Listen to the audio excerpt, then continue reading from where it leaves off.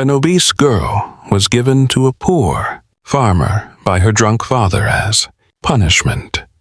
She didn't know he owned thousands of acres and would love her like no one ever had. You're a burden, Amelia, a fat, useless burden. Words slammed into the walls of the Bendelhugor, small wooden house like thunder. Outside, clouds rolled across the gray sky, casting long shadows. Across the porch, inside, the scent of stale booze clung to the air like something rotten. Amelia stood motionless near the kitchen sink, her hands clenched at her sides. Her pale cheeks were flushed, not from shame, but from years of swallowing every insult without reply. She wore a faded dress that clung to her round frame, her golden hair braided loosely down her back, wisps curling near her damp eyes.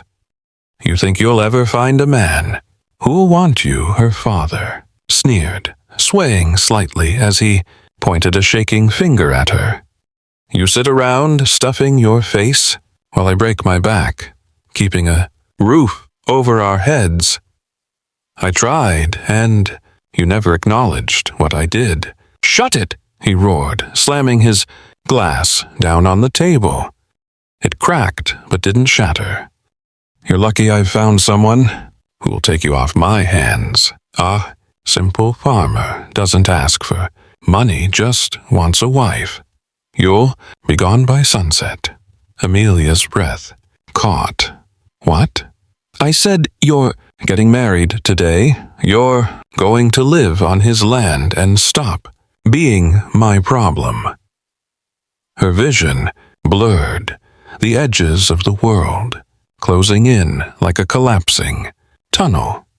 She turned away from him, her eyes landing on the small dusty frame perched on the corner shelf, a photograph of her mother. Time had dulled its colors, but the smile in her mother's eyes still glowed, soft and patient. Amelia had been 10 when she lost her. Since then, the house had become colder, the days quieter, and love scarce. Mom wouldn't let you do this, she whispered. Her father laughed bitterly, picking up his bottle. Your mother was too soft. Look where that got her. Dead. A soft gasp escaped Amelia's lips. She didn't cry often anymore. It had always made things worse. But now, standing in the suffocating silence of the kitchen, with the ghost of her mother, watching from the shelf, something inside her cracked. She went to her room, grabbed the old suitcase she had once packed for a dream that never came true, and quietly stuffed it with a few dresses, a hairbrush, and a photo album that still smelled faintly of lavender. She didn't speak another word to her father as she stepped out of the door. The rain had not yet started to fall, but the wind carried the promise of it. The porch creaked beneath her weight. Her sandals slipped slightly on the worn wooden steps. And then she saw him. Levi stood by an old truck at the edge of the yard. He was tall, with weathered skin and dark eyes under a wide-brimmed straw hat. He didn't look like someone who had come to collect a burden. His clothes were simple. Jeans, boots, a faded blue shirt, but they were clean. His posture was calm, neither eager nor ashamed. Amelia hesitated, her heart pounding. She adjusted the strap of her bag on her shoulder and stepped forward. But the ground beneath her shifted. Her sandal snagged on the edge of a strong, loose floorboard. She wobbled, panic shooting through her chest. And then he moved, not to grab her, not to catch her outright, but to step closer. Slowly, with hands open and steady, not touching her, just close enough to be there. "Are you all right?" he asked, his voice quiet and even, like the hush before a summer storm. Amelia looked at him, blinking, through the tears that had welled up from shock and shame and years of being overlooked. She nodded, then shook her head, then nodded again. No one had ever asked her that before. Not like this, not without judgment, not without pity. He offered her a faint smile, not forced or polished, just honest. "I'm Levi," she swallowed. "Amelia." There was an awkward pause. "You don't have to come if you don't want to," he said. Amelia glanced back at the doorway. Her father stood in the shadows, already turning away, pouring another drink. She faced forward again. "I don't think I have anywhere else to go." Levi nodded, as if he already understood. He walked to the passenger door and opened it for her, then stepped back. She climbed in, heart thudding, her suitcase on her lap like a shield. As the engine started, she looked out of the window. The photo of her mother flashed in. Her mind again, those eyes full of gentle knowing. And for the first time in a long time, Amelia wondered what it would feel like to belong somewhere she wasn't seen as broken. Levi didn't speak as he drove, but every so often he glanced over. Not at her body, not with curiosity or disdain, but with quiet acknowledgement. And somehow, that was enough for now. The truck rumbled down a narrow dirt road, golden fields rolling endlessly under the afternoon sky. Amelia clutched her suitcase, her heart aflutter. She had expected barren land, cracked wood, and silence.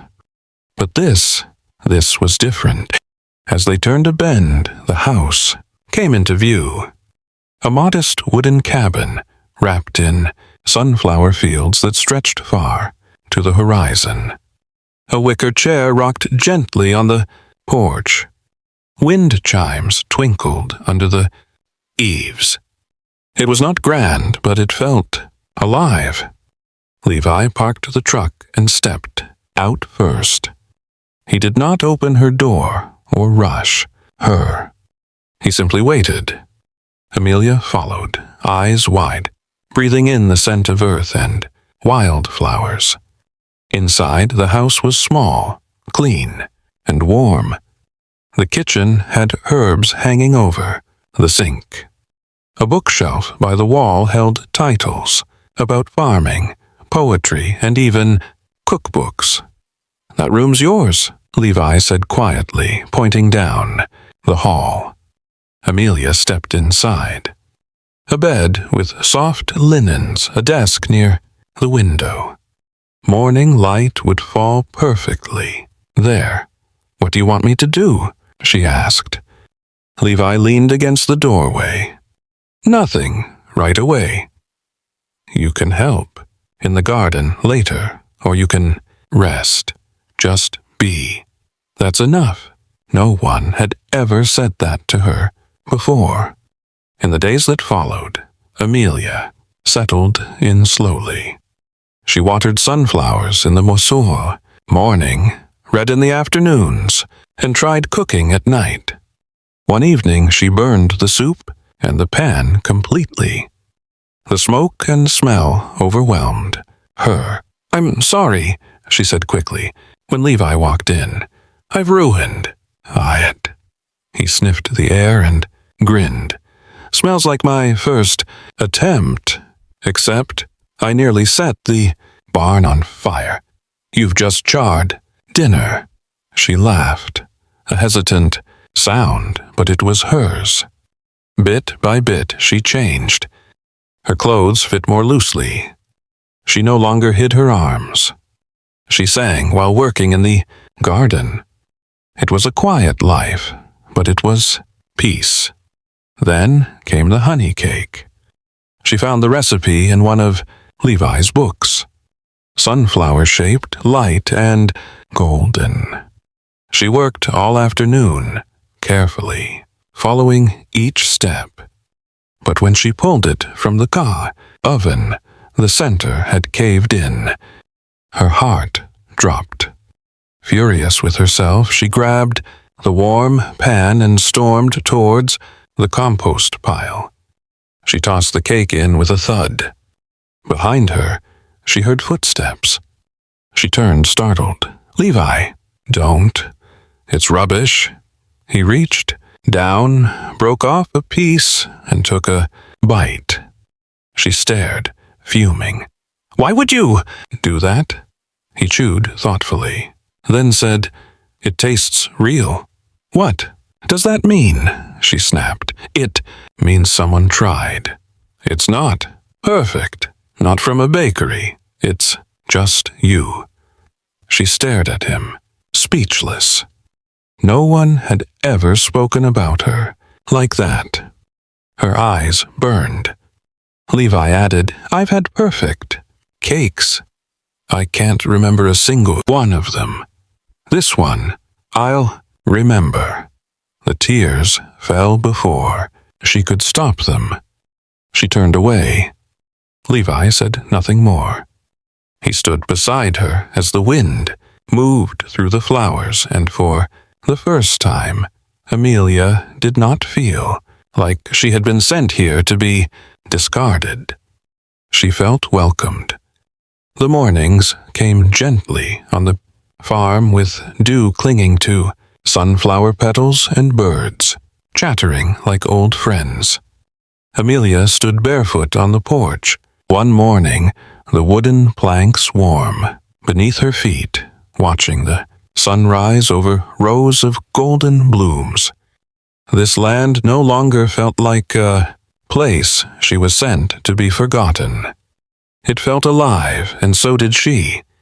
"Ready to get your hands dirty?" Levi asked, appearing at her side, with 2 straw hats and a gentle smile. She took the hat he offered, settling it over her hair. "Do I get a refund if my flowers die?" she teased. He raised an eyebrow. "A full refund," he said, "paid in burnt muffins." Amelia laughed, a full, unguarded sound that surprised even herself. They spent the morning in a new plot of land just beyond the main sunflower field. Levi showed her how to till the soil, how to gently press the seeds down. "Not too deep, not too shallow," he explained. "You want the roots to feel safe, but not buried." She mimicked his motions, her hands in the dirt, the sun on her shoulders. Her body, so often the source of her shame and of ridicule, felt purposeful here. Her strong arms were steady. Her wide feet grounded her. She was not in the way. She was a part of the land. Days turned into weeks. The seeds sprouted. Amelia learned to water in the early mornings, and to speak softly to the buds. "It helps," Levi said, once with a shrug. "Maybe kindness just matters, even to plants." One afternoon, while trimming the edges of a row, Amelia noticed Levi by the post box, slipping a thick envelope into it. He did not see her watching. She said nothing. Back inside, she peeked out of the window and watched as the mail van drove off. She wondered if he was paying bills or sending letters to someone important, but she did not ask. Not yet. Then came the day the first sunflower opened. It was smaller than the others in the big field, but its petals were wide and unbroken, a soft golden yellow that seemed to hum in the sunlight. Amelia bent down and cradled its stem with both hands, her breath catching. She had planted this. She had placed the seed, watered. It whispered to it, and it had bloomed. Her throat tightened. She dropped to her knees in the dirt still holding the flower. Tears welled up before she could stop them. It was just a flower, but it was hers. A soft crunch of boots on soil made her look up. Levi stood a few feet away, watching quietly. He said nothing, just gave a single, understanding nod. "I grew this," she whispered. "I know. I never thought I could make something beautiful." Levi stepped forward, crouching beside her. "You didn't just grow it," he said. "You believed in it, even when it looked like nothing. That's the hard part." Amelia swiped at her tears, embarrassed, but she was smiling.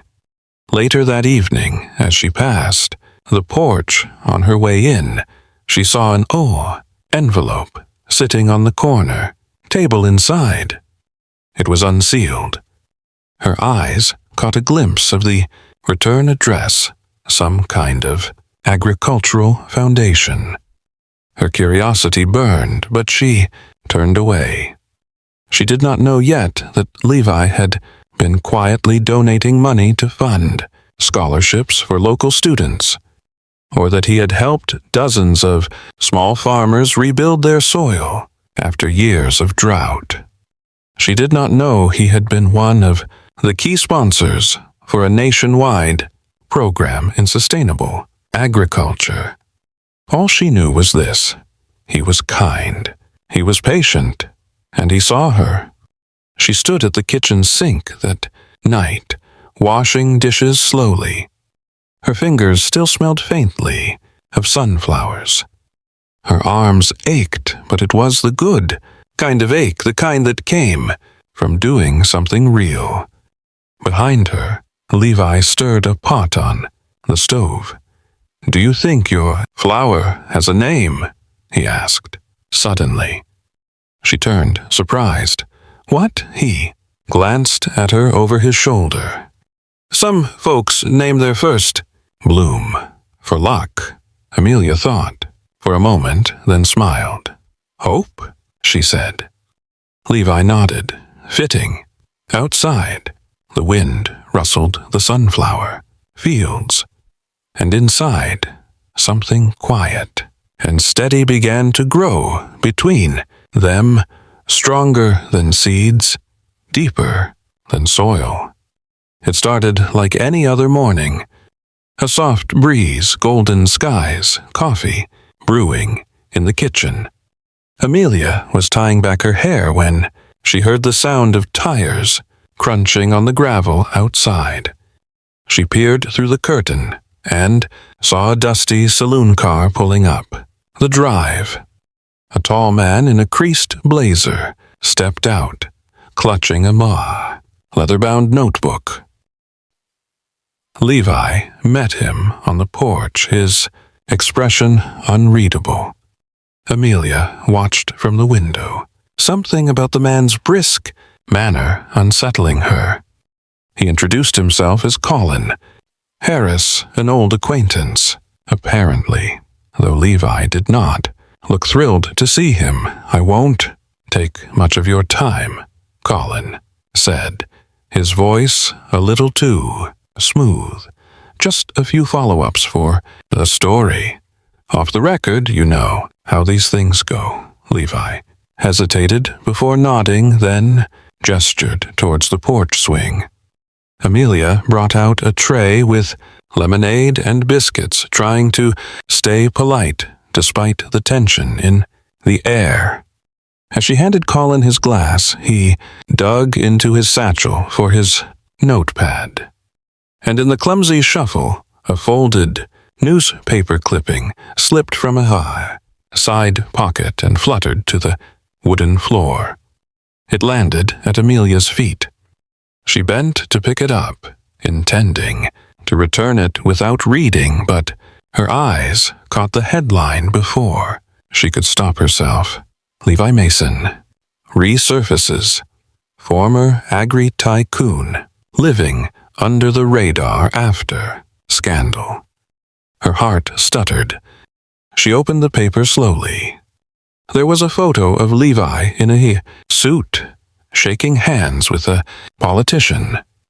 The article listed awards, land, holdings, board positions.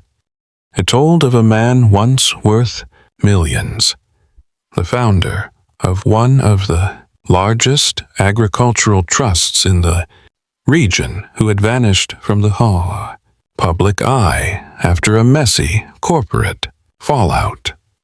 Amelia said nothing.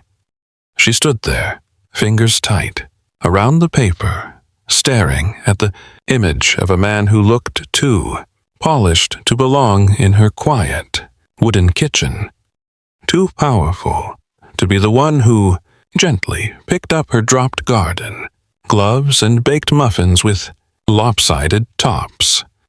Levi noticed her expression. He rose from the swing, his eyes already full of regret. You were never going to tell me. Her voice was calm but distant. I was going to, he said quietly, but not like this. Amelia handed the paper back to the reporter, turned without another word, and walked inside. She packed in silence, clothes folded quickly, books stacked in uneven piles. Her suitcase creaked open as if it, too, were protesting. She paused only once, her fingers brushing the ceramic vase where her sunflower hope still bloomed. It had wilted slightly. Outside, the door creaked. Levi stood in the doorway, hat in hand, his boots dusty. He did not step in. Amelia, he began, his voice low. Please, listen. She did not turn around. Was I just a project to you? No, he said firmly. You were never that. Then what was I? A way to soothe your guilt. A story you could fix after yours fell apart. He stepped closer, but did not touch her. You are the first person in a long time who made me feel like a man again, not a failure, not a headline. She turned then, anger rising to the surface. Not fury, but a sense of betrayal. You let me believe you were just a farmer. I am a farmer, he said. I left all of that behind. That man in the article, that is not who I am anymore. Amelia's eyes filled with tears. But I let myself believe I was enough for someone simple, someone like me. Now I don't know what is real. Levi stepped back, his face breaking open with something raw. You are real, he said. You, Amelia. The way you laugh when you burn the toast. The way you talk to your plants like they're old friends. The way you held that first sunflower like it was sacred. She shook her head. It hurts, Levi. I don't want to be someone you settle for after you have nothing left. His voice cracked. You are not the after, Amelia. You are the beginning. She stood frozen, her suitcase half-zipped, her heart torn between the hurt and the hope. Levi took a breath, then said, softly, slowly, I did not fall in love with you because you are perfect. I fell in love with you because you are real, like this land. Rough around the edges, but honest, capable of growing life, where people thought nothing could thrive. Silence fell between them, heavy but not unkind. Amelia looked down at her hands, still dusted with soil from the garden, still calloused from planting. Her eyes drifted to the sunflower, again, its drooping petals catching the light. She did not say a word, but she did not zip the suitcase either. Levi waited, and in the quiet that followed, something tender began to take root again. Not trust, not yet, but the space where it might grow. The next morning, the silence between them was different. It was not cold, it was cautious, careful. Amelia did not unpack her suitcase, but she did not finish packing either.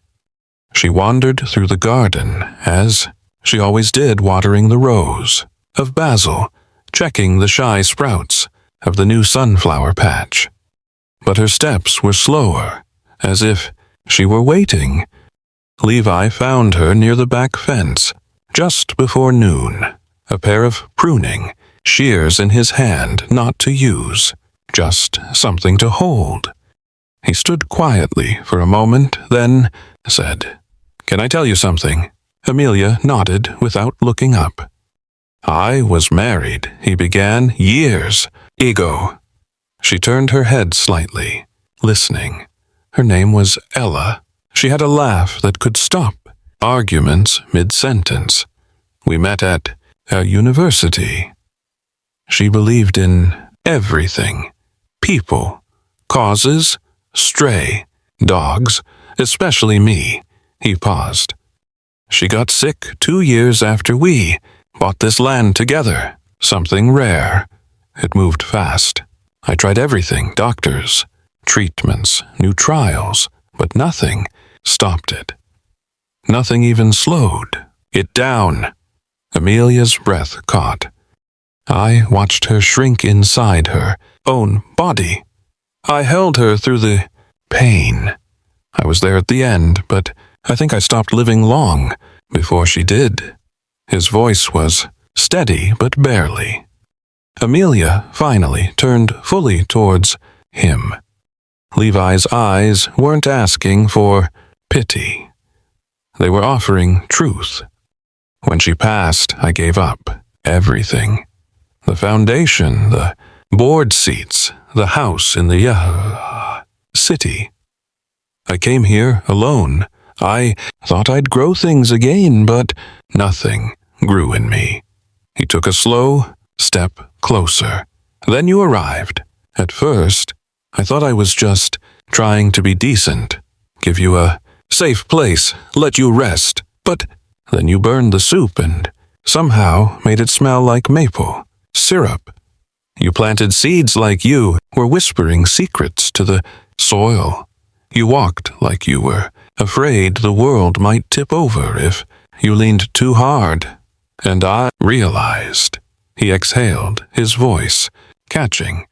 You were the first person in years to make me want to start again. Amelia felt her throat tighten. She pressed a hand to her chest as if trying to calm the storm building inside. Levi looked down, almost embarrassed. "You don't have to say anything.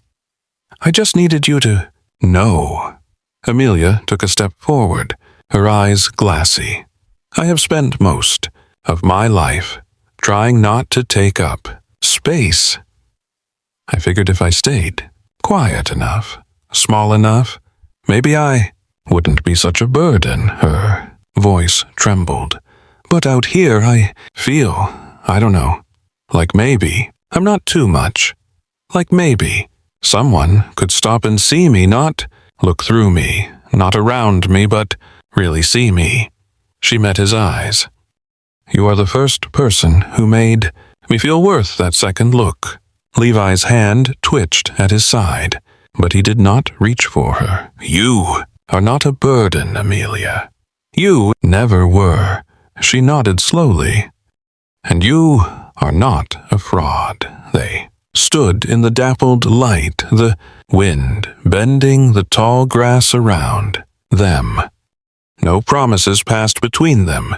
No grand declarations, just a quiet, honest choice to begin again. Not as saviors, not as soulmates, fated by the stars, but as two people who had been broken in different ways and had somehow found each other whole enough to try. Amelia reached out and gently touched the sleeve of his shirt. "Today," she said softly. "Let's just be here today." Levi smiled, not with his mouth, but with his whole face. "That is more than I had hoped for." And together they turned back towards the garden. The rhythm of the days shifted, slowly, gently, like the changing of the seasons.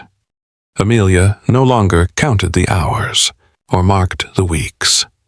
Her mornings began with the soft clucking of hens and the smell of damp earth. Her afternoons were filled with notes scrolled in a little ledger. Levi had given her seed costs, weather notes, harvest, expectations. Her handwriting was messy, but grew more confident with every entry. She had burned fewer meals lately, learned how to gauge flour without scales, and found joy in measuring ingredients with her heart rather than with precision. Levi sometimes peeked into the kitchen under the pretense of checking on the stove, but she always caught him sneaking spoonfuls of whatever she was testing. One late Thursday morning, while calculating expenses for the next planting season, Amelia misread a number on a supplier's invoice. Instead of ordering a small batch of new seedlings, she approved a bulk shipment meant for commercial use, triple the amount they needed.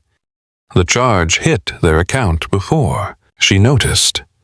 She stared at the bill, in disbelief, her stomach sinking. When Levi walked in, she held it out without a word, her eyes already brimming.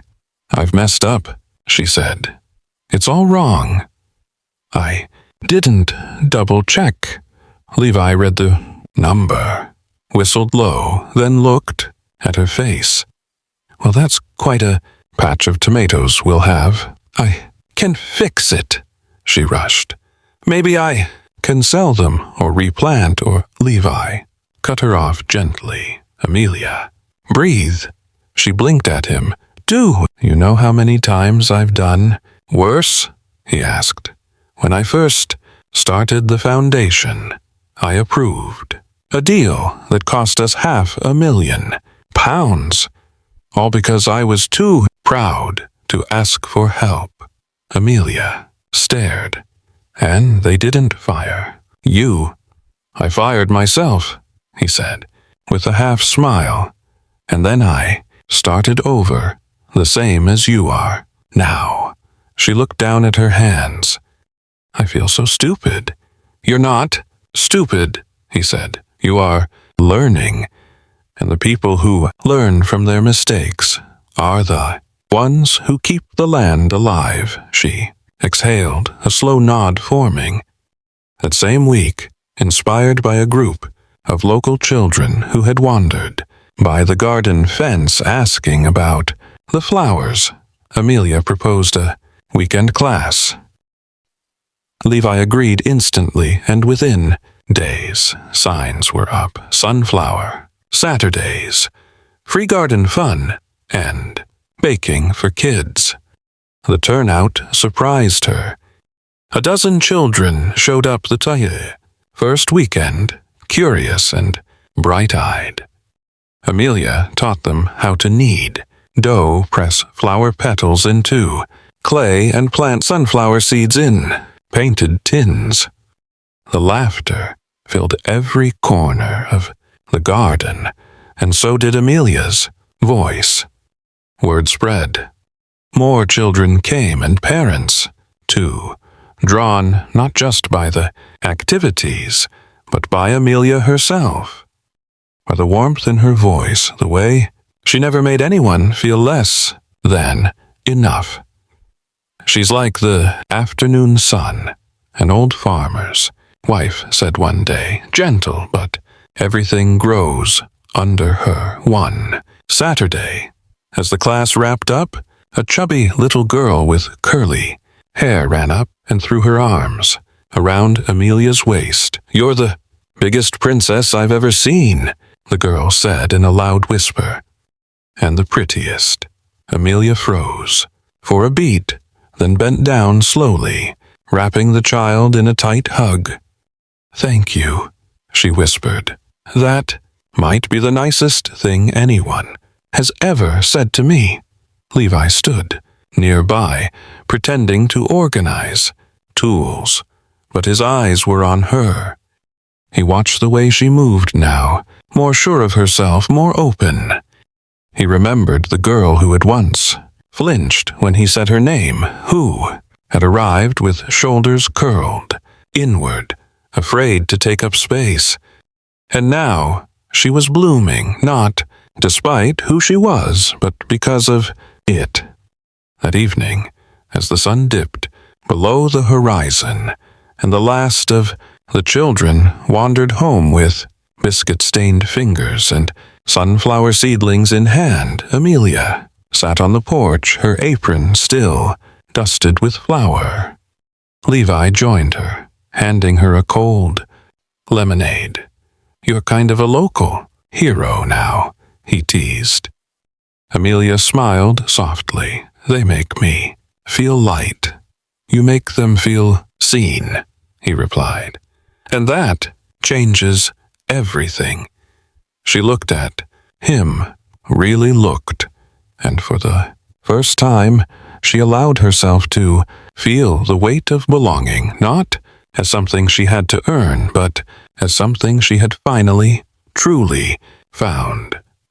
The autumn sun dipped low, casting golden light over the town square, now transformed for the annual Harvest Festival. Stalls lined the cobblestone paths, draped in orange and red. Pumpkins were stacked high beside jars of apple jam and handmade crafts. In the center stood a small wooden stage wrapped in sunflowers and twinkling fairy lights. Amelia stood just off stage, nervously adjusting the hem of her linen dress. Her hands trembled slightly.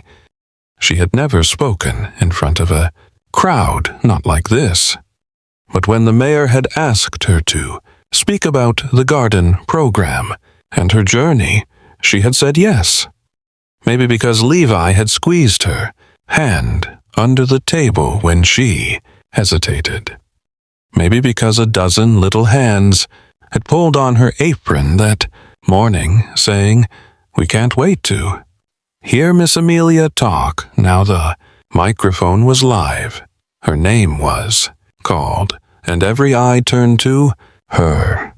Amelia stepped onto the stage, swallowing hard. She looked out and saw familiar faces. Children from her Saturday classes, townsfolk she had come to know. And in the very front row, Levi, smiling with quiet encouragement. She took a breath.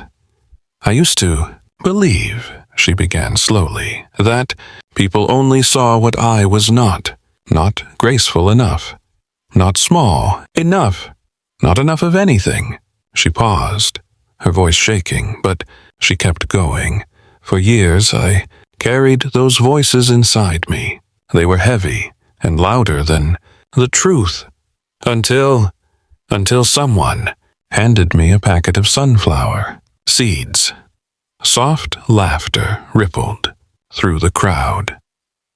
"I planted them wrong," she continued, smiling faintly. "Too close together, too shallow. I was sure they wouldn't grow, but they did. Not perfectly, but bravely, like they wanted to prove something." She glanced at Levi. "And so did I." Her voice steadied as she spoke of learning to bake, to till the soil, to stand taller. She spoke of how every mistake had taught her something more precious than pride, of how, for the first time in her life, she had looked in the mirror and not flinched. "I am still round," she said, grinning now. "Still messy, still me, but I am not sorry for it anymore. I am growing." Applause followed her, final words gentle at first, then rising like the wind through wheat. She stepped back, tears welling in her eyes, but before she could leave the stage, Levi was moving. He stepped up beside her, a single sunflower in his hand, and without a word, he dropped to one knee. Gasps echoed across the square. Amelia's hand flew to her mouth. Levi looked up at her, his eyes steady, his voice full. "You once said," he began, "that you had never seen yourself as radiant. But to me, Amelia, you were the first sun after the longest night. You are the light I thought I had. Lost." He held out something small, hand-woven and delicate. It was a ring braided from soft, green stalks, with a single, tiny, dried bloom tucked at its center. "This is from the first garden you grew," he said. "The one you thought would never bloom, but it did. Like you." Tears rolled silently down Amelia's cheeks.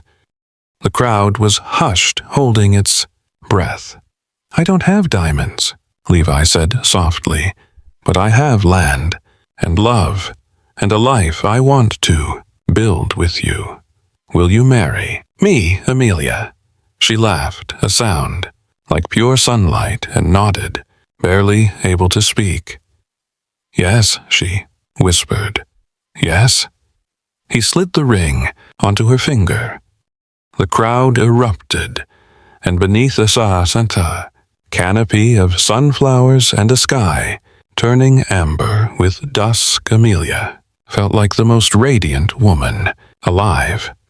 2 years later, the sunflower field was the backdrop for their wedding. Amelia stepped out from behind the barn, her heart pounding, her nerves tangled with joy. She wore a simple, cream-colored dress made by the local dressmaker, with no defined waist, just comfort and care woven into every stitch. At the very back of the assembled guests, sitting alone, was her father. He looked older, smaller somehow.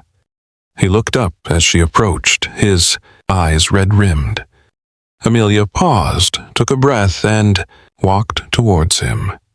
She gently placed her hand on his shoulder. Her voice was quiet and steady. "I forgive you. Not for you," she added softly. "For me." His shoulders, which had been slumped for years, lifted just slightly.